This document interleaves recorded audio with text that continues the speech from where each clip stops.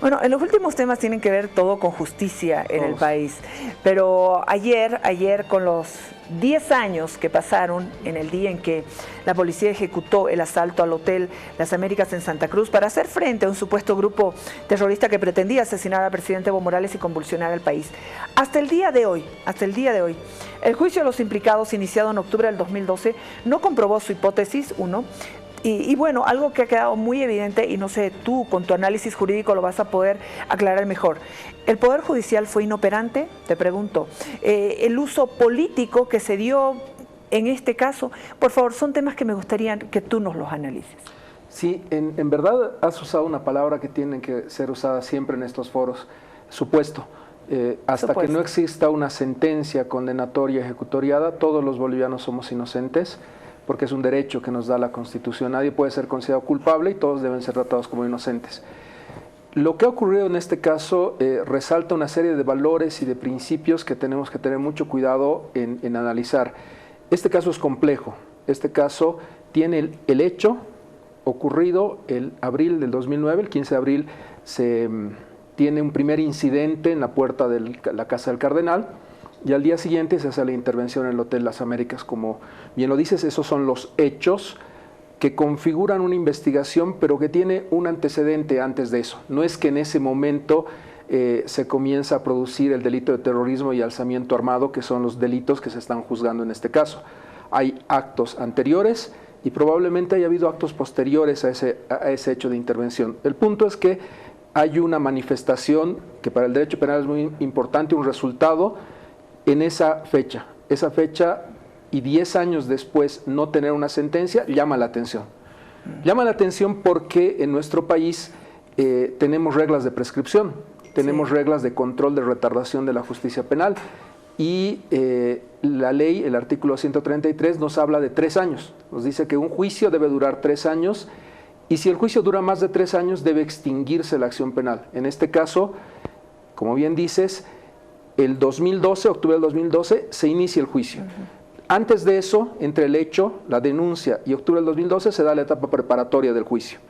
Una etapa larga, porque estamos hablando de casi 3 años para lograr recopilar datos e investigar el caso. Pero desde el 2012 hasta el 2019 estamos hablando de 7 años y por lo menos es el doble del tiempo de duración del proceso. Entonces uno diría, ¿cómo es posible que estos bolivianos no respeten su ley y no extingan la acción penal? Esto ya tiene el doble o el triple de tiempo de duración. Y creo que hay que entrar en una explicación de por qué ha ocurrido esto. Mira, en este caso lo que hay que relatar o lo que hay que construir como relación de datos es que hay 3 tipos de personas acusadas. Permíteme, sí. Iván, por favor, es un tema también que tiene que ver con la justicia. Sí, te pido unos segundos, claro sí. Un paréntesis, por favor, para irnos hasta la unidad móvil. Se va a conocer la situación legal del concejal Fabián Ziñani. Adelante, por favor. Ya la señal de la unidad móvil en un momento importante para la situación legal del concejal Fabián Ziñani. Jimena, en estos momentos estamos adentro de lo que es el Tribunal Tercero de Anticorrupción y bueno, está aquí el concejal Fabián Ziñani, usted lo puede observar en cámara. En estos momentos se está dando ya la lectura de lo que es la sentencia. Entendemos de que podría ser tal vez una detención domiciliaria, tal vez no estamos confirmando, sin embargo, extraordinariamente sí nos han enviado esa información. Están ya finalizando esta resolución en minutos nada más, Jimena. Hemos hecho todo lo posible para ingresar a tribunales y este es el ambiente que se vive en estos momentos. A su lado del concejal Fabián Ziñani está su abogado, sus representantes jurídicos y estamos al tanto de todo lo que pueda pasar. Les reiteramos, podría ser una detención domiciliaria, sin embargo, no estamos confirmando esta información. En segundos, minutos más, Jimena, vamos a escuchar. Le voy a dejar con el audio ambiente para que usted pueda escuchar un poco de la lectura de la resolución.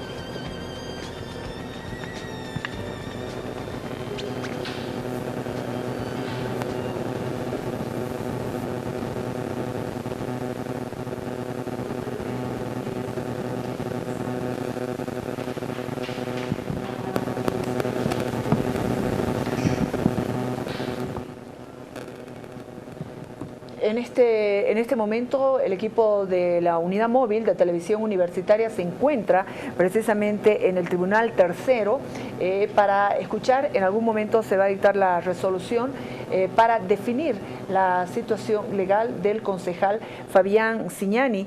Recordemos que en el caso del concejal Fabián Cignani está el tema de Terza.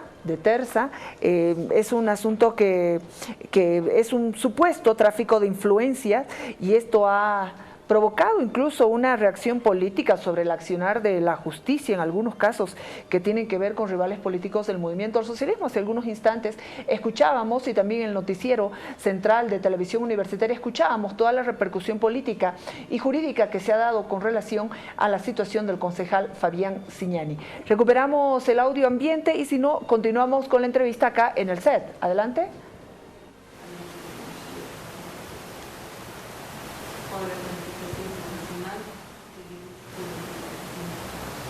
Más adelante nosotros agradecemos estas imágenes. Somos el único medio en realidad que está en este momento en exclusiva al interior de la sala donde se está dando la resolución con relación al concejal Fabián Cignani. Nosotros agradecemos a Alessandra y cualquier momento nos das la señal y volvemos. Mientras tanto seguimos acá con la entrevista con el abogado constitucionalista Iván Lima. Has visto temas de justicia todo el día. Sí, es un tema que va a cambiar mucho en nuestro país. Hoy el Senado ha hecho algunas modificaciones al Código o a la Ley de Abreviación Procesal Penal. Alguna vez hablábamos contigo de que todo este tema de la detención preventiva es crítico en nuestro país. Se está haciendo ajustes en la Ley de Abreviación. El Senado ha hecho observaciones que van a pasar a diputados nuevamente y esperemos que en los próximos días tengamos una ley de abreviación procesal penal promulgada, porque de verdad que este tipo de situaciones no deberíamos seguir viviéndolas en el país. Las situaciones de detención preventiva generan un malestar muy profundo a las familias, a las personas, y creo que deberíamos mejorar nuestro sistema. Esta ley tiene aspectos muy positivos de prevención de que exista algún tipo de abusos. De todos modos, volviendo al tema y relacionándolo, todo está creo relacionado. Que acá ha habido un censo carcelario, hay resultados concretos de más de 60 violaciones graves a los derechos humanos, y uno diría, ¿qué pasa con los derechos humanos de estas familias y personas que han estado desde el 2009 por 10 años sometidas a un proceso penal? Un proceso penal en sí mismo ya es una sanción. Se habla mucho de la pena del proceso. Estar en un proceso te va a causar siempre un daño en la salud y una inestabilidad dentro de tu familia, por lo que se recomienda que exista una duración razonable en el proceso. El tiempo en el sistema interamericano es 5 años y Bolivia lo ha reducido a 3. 3 años que no cumplimos, que no llegamos a cumplir en todos los casos. Pero te decía que este caso tiene una particularidad. En este caso tenemos que dividir a los, lo dijiste bien al principio, supuestos autores en 3 grupos. Hay en este caso, a diferencia de los otros casos, 39 personas que han sido acusadas. En ese octubre del 2012, cuando se inicia el juicio, eran 39 personas las que estaban con acusación, de las cuales 18 están fuera del país. Han pedido asilo o directamente han pasado la frontera. Las demás se han sometido a juicio. Algunos de ellos por enfermedad, por algún problema han sido apartados o se ha suspendido el juicio contra ellos, y el día de hoy tenemos solamente 2 personas con detención preventiva en Palmasola. Varios de ellos están con detención domiciliaria. ¿Por qué te resalto este hecho? Porque esas personas que están fuera del país de alguna manera han interrumpido toda prescripción de este caso. En el sistema interamericano y en Bolivia, cuando hay una declaratoria de rebeldía, se suspenden todos los plazos de prescripción. Son personas que son muy conocidas, por ejemplo, Branko Marinkovic, Guido Nayar, el hermano del gobernador de Santa Cruz. Hay un grupo de personas que en este momento está fuera del país y que de alguna manera su ausencia ha interrumpido todos los plazos, en este caso, de acuerdo a la ley. Otros tienen una situación de enfermedad muy grave, como, como el general Gary Prado, que está enfermo. 4 son separados por razones de salud. Exactamente. Y hay 2 que están con detención preventiva. Entonces, sobre ese punto quiero resaltar los hechos. Creo que en este caso hay que tomar como base octubre del 2012, no el 2009, porque en esos 3 años se ha recolectado toda la prueba y toda la evidencia. Hay 2 formas de contar un hecho, contar un delito. Una forma que es la periodística, que tiene que tener facilidad de entendimiento y en la cual aprecio el trabajo de Carlos Valverde. Es una persona a la que yo aprecio mucho, que ha relatado los hechos periodísticamente y ha planteado cuestionamientos importantes que se tendrán que evaluar por parte de la historia. Pero otra es la evaluación jurídica. La evaluación jurídica requiere que la prueba sea idónea, que la prueba sea legal, que sea lícitamente obtenida y que no sea obtenida por ningún medio que vaya en contra de la Constitución. Es más difícil la prueba. No puedes hacer nada en contra de la Constitución. Entonces, en octubre del 2012 se cierra la posibilidad de incorporar nuevos elementos. No hay más nuevos elementos y lo que tenemos en octubre del 2012 es con lo que va a terminar este juicio. Y esa es la gravedad de este caso. Mira, desde octubre del 2012 a la fecha han pasado ya 7 años. Esta ley de abreviación procesal penal de la que te hablo dice que los juicios van a durar días, semanas. ¿Te imaginas que todos los juicios tengan el mismo tratamiento que este de terrorismo? Va a resultar que los 10 tribunales que tengamos en las ciudades capitales van a haber 10 juicios durante 7 años. Comienzan las preguntas de decir, ¿cómo es posible que un caso dure tanto tiempo? Sí. Ya te he mostrado que hay categorías de gente procesada. Quizás los más ricos están fuera del país, otros están enfermos y hay 2 que están actualmente ahí. Ahí nuevamente ves el tema de las clases sociales y la defensa que puedes llegar a ejercer en un determinado país, porque en ese grupo también hay otro subgrupo de gente que se ha declarado culpable. Claro, sí, que se ha declarado culpable, que se ha acogido a procedimiento abreviado y ha reconocido que los hechos habían ocurrido. Entre ellos el señor Kudelka, Toazo, Tadik, personas que han dicho cuando se han ido de Bolivia que habían mentido porque necesitaban recuperar su libertad, que habían reconocido la culpabilidad en función a poder salir de la cárcel. Es una situación que hay que evaluar, es una situación que, como te digo, en lo jurídico tiene que terminar con una sentencia. Sería injusto para el país y sería injusto para estas familias que no terminemos con una sentencia. No va a incorporarse nada en este proceso. Desde octubre del 2012 a la fecha existen elementos que se están produciendo todo este tiempo. Lamentablemente hay un ejercicio perverso. Sí. La defensa presenta incidentes, presenta recursos constitucionales y presenta materia que va trabando la audiencia. Este no es un caso normal, este es un caso que tiene un Tribunal de la Paz sesionando en Santa Cruz. Claro, ahí empiezan también las diferentes y diversas irregularidades, la designación de fiscales de la paz, pese a que el hecho se llevó a cabo en Santa Cruz, como tú lo dices, y correspondía a una autoridad de ese departamento. Lo que pasa es que hay una ley que nos dice, y tenemos que por eso hacer un análisis histórico, había una confrontación muy fuerte en el país en ese año. Para las nuevas generaciones que por ahí nunca han sabido de esto, estábamos a punto de entrar en una grave, no voy a decir guerra civil, pero había una grave conflagración en nuestro país. Y se aplica una ley en ese momento que determina que los casos que van contra la seguridad nacional deben tramitarse en la ciudad de La Paz. Es algo que se ha dado históricamente en muchos países y no tiene un vicio de inconstitucionalidad. Se ha puesto que el Tribunal de la Paz tenía que ser el competente, pero se ha resguardado la salud de las personas. Por eso este tribunal ha ido por Cochabamba, por Tarija y ha recalado en Santa Cruz. El hecho que tenemos ahí es que la Fiscalía es única, no tienes que tener fiscales de La Paz, Santa Cruz, Cochabamba, la Fiscalía es única. El tema de los fiscales creo que no tiene competencia. Lo que sí está mal es que estos jueces de La Paz terminen viendo un caso en Santa Cruz. Si esto es así, estos jueces deberían declararse en comisión permanente y llevar a cabo este juicio hasta su conclusión. Una de las cosas que va a ocurrir con esta ley de abreviación procesal penal es que estos jueces ya no van a poder atender ningún otro caso. Una cosa buena que está pasando con esta ley es que esos jueces van a tener que instalar su audiencia y no van a poder suspenderla hasta que el caso concluya. Y no van a poder tampoco hacer pausas de semanas ni de meses. Las pausas van a ser de horas. Y esta ley está señalando con precisión que tienen que guardar los derechos de los imputados. ¿Cuáles son los derechos de los imputados? Yo creo, es una opinión personal, que esas 2 personas que están actualmente con detención preventiva tienen que defenderse en libertad. Sí. Ya el tiempo es excesivo y también tenemos que tomar medidas más eficientes como país y como Poder Judicial para lograr la extradición de las personas que no se han sometido al proceso. Creo que esa es la situación a grandes rasgos de lo que ha ocurrido. Lamentablemente en el juicio ha habido muchos testigos, se está leyendo la prueba. Me parece que a mí, de parte de la Fiscalía, en un error estratégico, no tiene sentido leer el flujo de llamadas. ha durado meses leer el flujo de llamadas, y esas cosas son las que el fiscal general, el fiscal departamental tienen que asumir. Creo que este es un caso que amerita que no sea un fiscal de materia, sino una de estas dos autoridades que lleve adelante el caso. Este es un caso muy importante, de gran relevancia, y requiere de la importancia de vida. La ley de abreviación va a llevarnos a una situación que te comento. En caso de juicio de responsabilidades, yo fui parte de un tribunal de juicio. Ramiro Guerrero tenía que estar en todas las audiencias, porque era un caso muy importante para el país. El fiscal general siempre está en las audiencias de juicio de responsabilidades. Este caso tiene esa magnitud.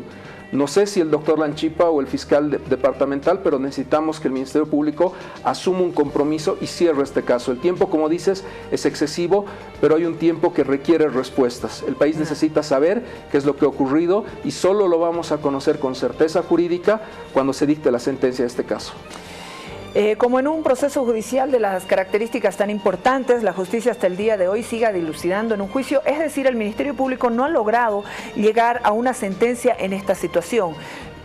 ¿Es así? La sentencia se va a dictar cuando se agote la presentación de prueba. Yo no te podría decir que el Ministerio Público no ha logrado. Ahora, en este momento tenemos 2 jueces técnicos y 2 juezas ciudadanas. Estas personas están construyendo un criterio, y su criterio se va a plasmar en la sentencia.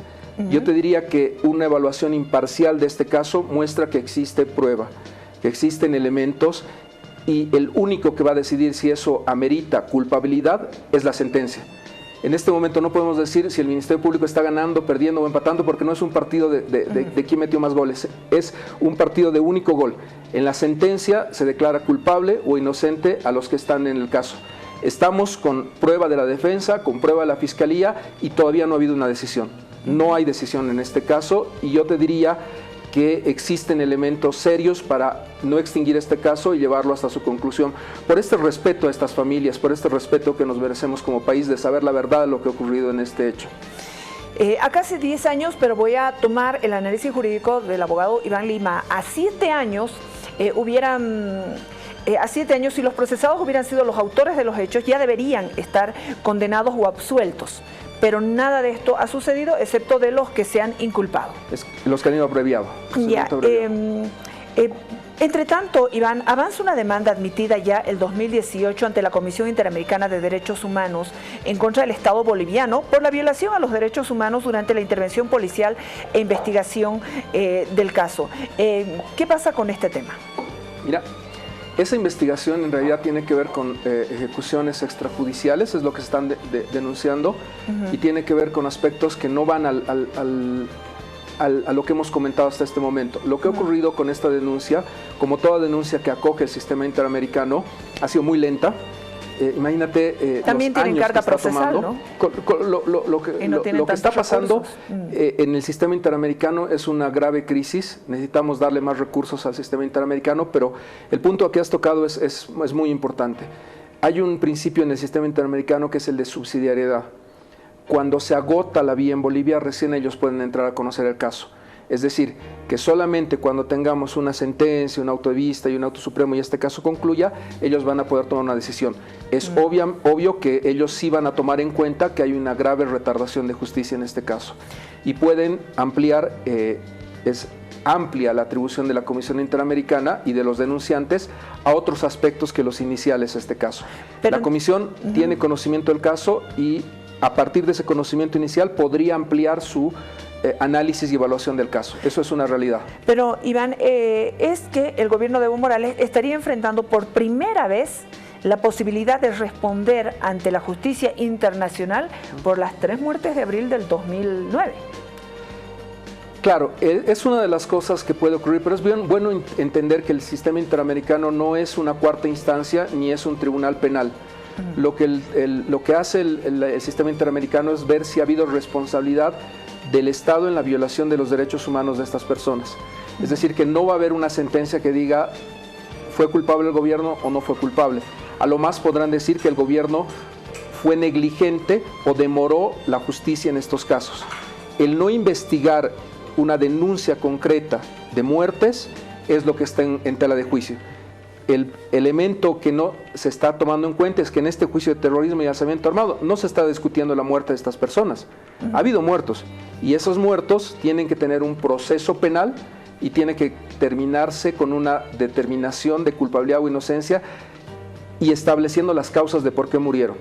Esa es la acusación, por eso la CIDH la toma. Dice, Bolivia no está haciendo nada, por lo tanto yo tomo el caso y inicio una investigación, pero no va a ser una investigación que determine quién es culpable o quién es inocente. Simplemente va a decir, el Estado es responsable por no haber hecho un caso de investigación o por haber demorado, y va a obligar al Estado a que investigue ese caso. Ese es el escenario que tenemos en el sistema interamericano. Muchas gracias, Iván, por acompañarnos a entender todo lo que ha ocurrido en los 10 años, en el día en que la policía ejecuta el asalto al Hotel Las Américas, y los más de 7 años donde está el proceso judicial con características demasiado sui generis, tal vez, porque es una respuesta que necesitamos. La respuesta periodística y la respuesta jurídica son a veces contradictorias, pero necesitamos una sentencia. Por eso yo soy un firme defensor del plazo razonable y de extinguir casos, y en la sala penal he extinguido casos de oficio. Pero en este caso hay una obligación con el país y con esas familias de tener una sentencia. Hay la urgencia que la Fiscalía acelere este caso, y con esta ley de abreviación tiene las herramientas para terminar este caso. Esperemos este año.